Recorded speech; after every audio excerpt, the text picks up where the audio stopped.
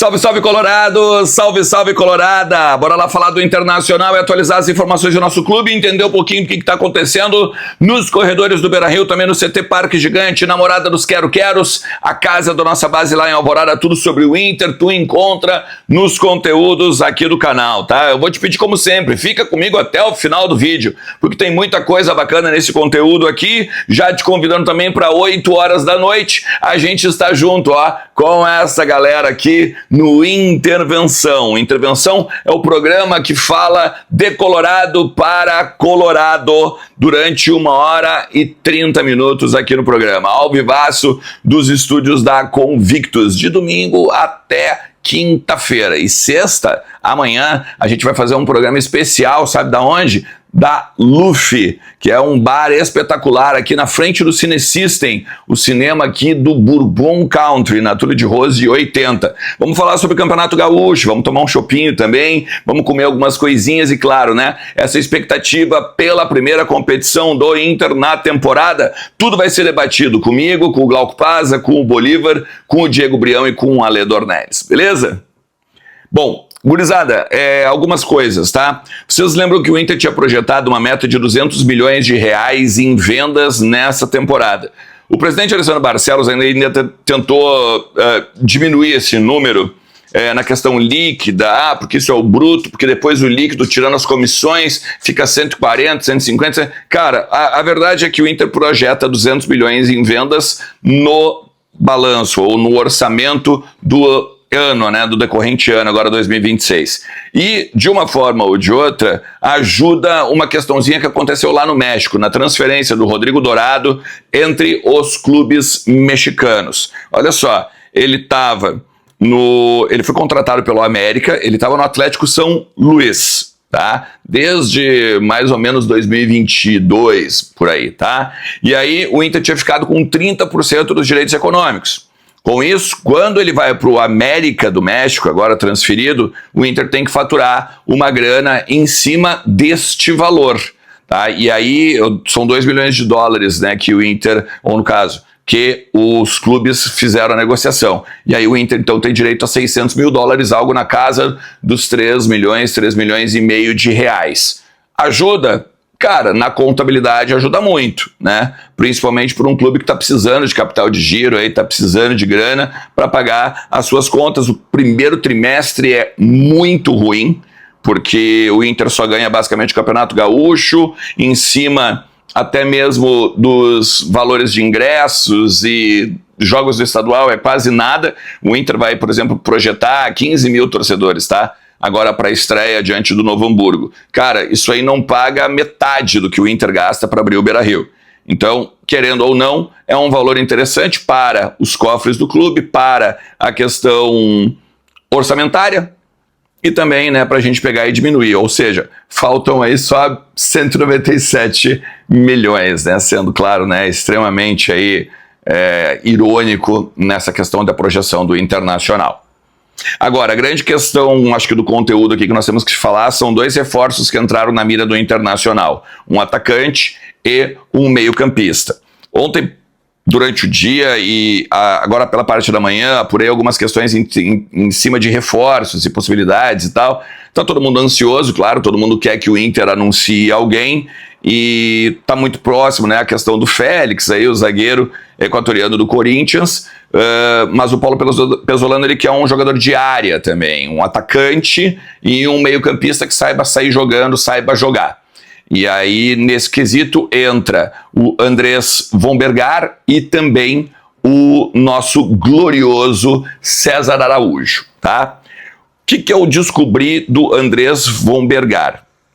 Ele rescinde com o São Lourenço, ele não renova com o São Lourenço, fica livre no mercado, ele tem, vai destacar, né, ele tem 31 anos, ele começa a aparecer também aí em alguns mercados aqui do Brasil, como por exemplo o Mirassol, que vai jogar Libertadores, né, tem até um certo atrativo, mas lembrando, né, que lá o salário é em termos de produtividade e tudo mais. Eu fiz uma pesquisa e alguns sites também dão o Vitória como uma possibilidade, e até o Nicola, né, o Jorge Nicola fala sobre isso, E o que me disseram pro lado do Inter? Cara, sondagens. E aí me preocupa, né, velho? Porque o Inter sonda,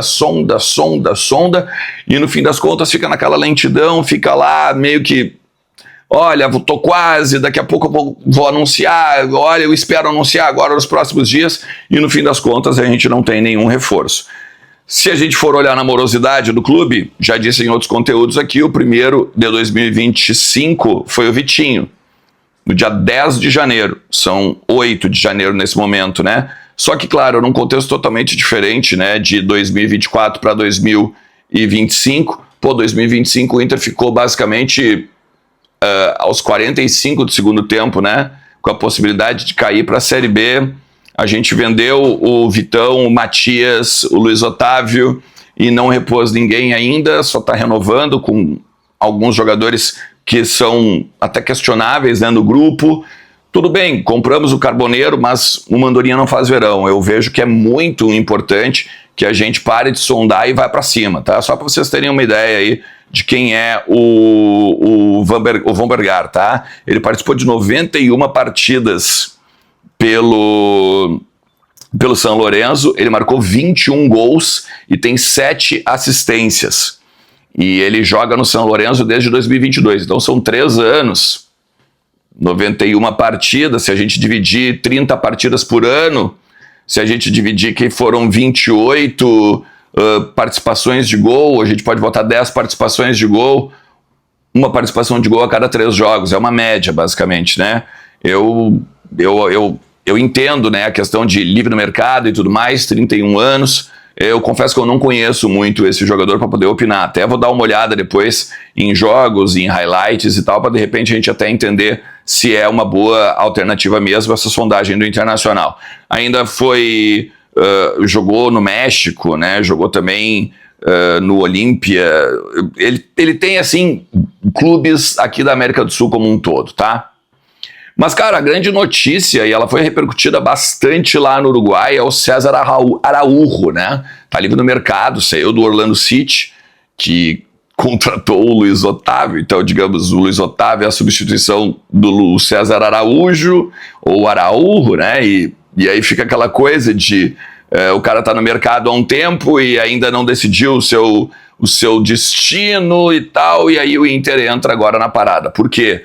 Porque havia uma promessa do jogador de atuar no Nacional, caso não viesse nenhuma proposta satisfatória do exterior, e aí eu falei com algumas pessoas lá do Rio de Janeiro, e o Botafogo, que é o jogador, o Atlético Mineiro também, que é o jogador, tem o mundo árabe muito em cima também do jogador, então eu não sei se a gente pode ficar muito otimista de que o Inter vai contratar, mas o que se fala é que é um pedido do Pesolano, porque é um jogador jovem, é um jogador alto, ele tem 1,81 m, sabe sair jogando bem no estilo de jogo também do Pesolano, e ele já conhece, né, o guri na época do Montevideo Wanderers, né? E aí em 2022 que ele se transfere para o City, ele até teve outras oportunidades de deixar a MLS, mas o City nunca quis negociar. E por isso que até houve essa questão de racha aí, de ele ficar livre no mercado. Pô, se vocês não me negociam, eu quero ir embora porque eu também quero pegar e fazer a roda girar e ganhar uma grana.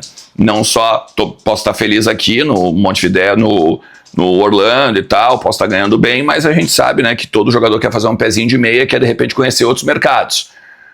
Vou voltar a dizer, tá? É um baita jogador, é um jogador que consegue fazer primeira função, segunda função, é um jogador que tem, vamos dizer assim, a característica de jogar com a cabeça erguida e distribuir bem o jogo.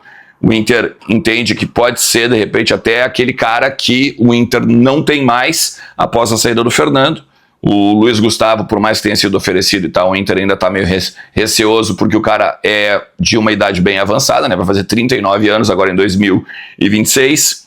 Então, o que o Pesolano quer é um cara com movimentação, intensidade, um cara jovem, um cara que consiga fazer o famoso box-to-box, e ele apareceria, né? Justamente pelo fato de ele conseguir fazer mais de uma função no meio-campo. Cara, eu acho um excelente jogador, esse eu conheço, tá?